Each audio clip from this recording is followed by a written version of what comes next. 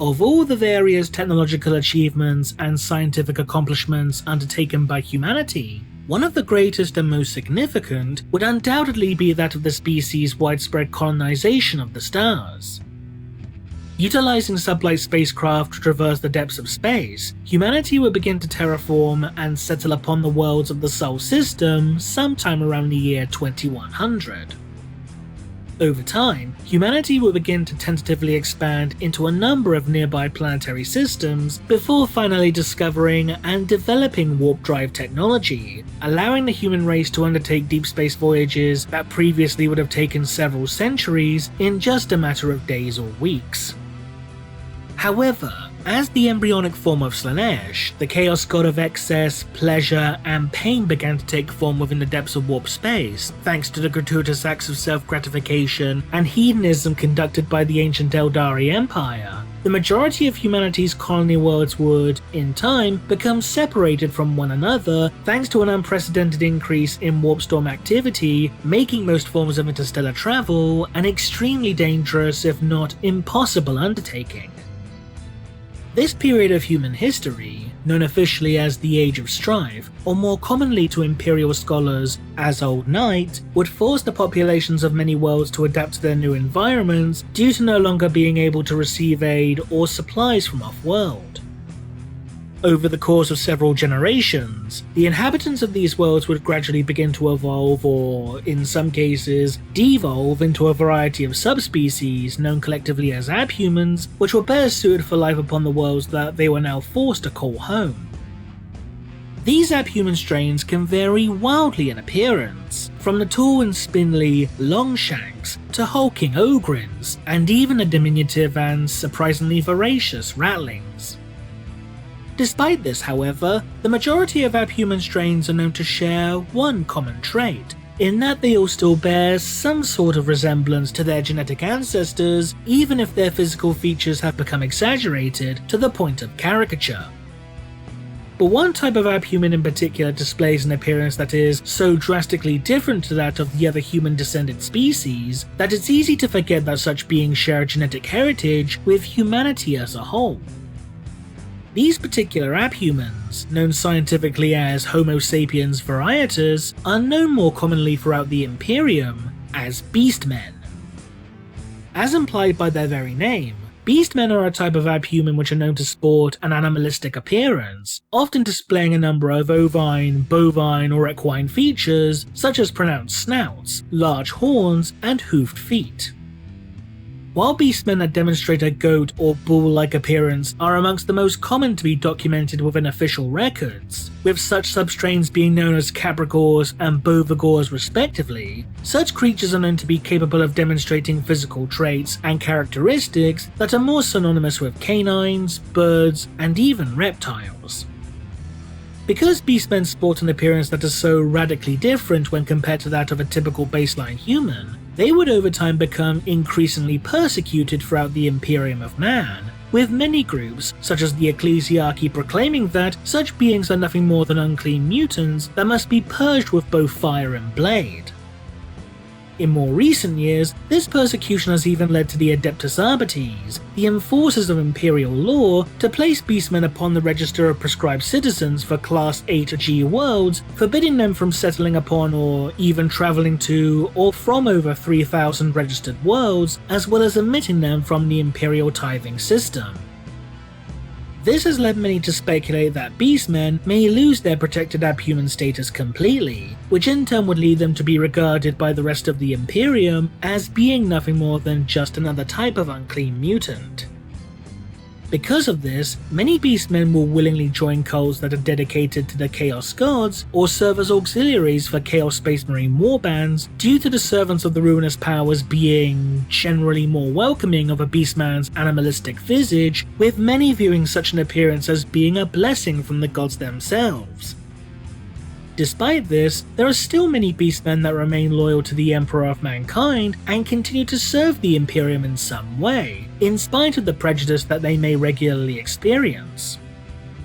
One of the most notable in this regard is an individual known as Gor Half-Horn.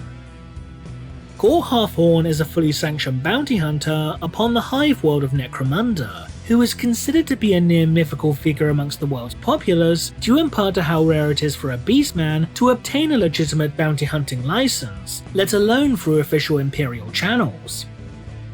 Many tales have since surfaced regarding the bounty hunter's sheer ruthlessness and bestial ferocity, for Gor is well known for not only bringing back wanted men dead as opposed to taking them alive, but more often than not, in pieces. As a sanctioned bounty hunter, Gor Half-Horn holds the authority to travel wherever he pleases throughout the world's capital hive of Hive Primus in order to hunt down his chosen prey. And yet the one detail about Half-Horn that nobody can agree on is in regards to the origins of such a mysterious and terrifying figure. So just where exactly did Gor Half-Horn come from? Some have suggested that Gor was originally a soldier of the Astra Militarum, serving alongside an unknown Imperial Guard regiment as part of an Abhuman auxiliar who was the sole survivor of some great apocalyptic battle. While it is next to impossible to confirm whether or not he was indeed the sole survivor of a particularly violent conflict, there does exist some circumstantial evidence to support the possibility that Half-Horn did indeed serve within the Astra Militarum in some capacity. This is due primarily to the fact that much of Gor's war gear is highly similar, if not outright identical, to that utilised by the soldiers of the Imperial Guard. For instance, Gor is known to wear a suit of flak armour which does indeed appear similar, at least superficially, to the standard issue flak armour utilised by a number of Astra Militarum regiments, such as the Cadian Shock Troopers. The chestplate of Gor's armour is also adorned with what appears to be the winged skull insignia of the Astra Militarum, a design which also appears on a canteen hanging from his hip, suggesting that this too could very well be a piece of standard Militarum field equipment, further supporting the idea that Gor had indeed served within the Imperial Guard before transitioning to a career as a bounty hunter. There is also the fact that Half-Horn's weapons of choice are a plasma pistol and chainsword, a combination that is favoured by many officers within the Imperial Guard, suggesting that Gor could very well have been a line officer within his particular unit. The idea that Gor had served as an Astra Militarum Abhuman auxiliary could provide a reasonable explanation as to how Half-Horn was able to acquire a bionic eye, for it is indeed fairly common for guardsmen that are wounded in battle to receive cybernetic prostheses to replace any damaged limbs or extremities. But given that Gor is a Beastman, which, as mentioned earlier, are a heavily persecuted Abhuman strain within the Imperium, it would appear unlikely for him to have undergone the requisite surgery to necessitate the fitting of a bionic eye unless he was indeed some sort of officer. However, while Gor's equipment may very well be standard issue Militarum gear, it's entirely possible that the Beastman could have obtained such materiel in some other manner, such as by looting the corpse of a slain Militarum officer or even purchasing such gear upon the black market. Another possibility is that Gor had once served within an Inquisitor's retinue before eventually abandoning their master for one reason or another. After all, a number of Inquisitors are indeed known for recruiting unusual individuals into their service, such as mutants, abhumans, or even Xenos, so as to make use of their unique talents and abilities. If Gor had served within an Inquisitor's retinue, then this will not only explain as to how he was able to procure his weaponry and armour, due to Inquisitors having the authority to requisition both materiel and personnel for whatever purpose they see fit, but even provide a possible explanation as to how the Beastman was able to make it to Necromunda in the first place.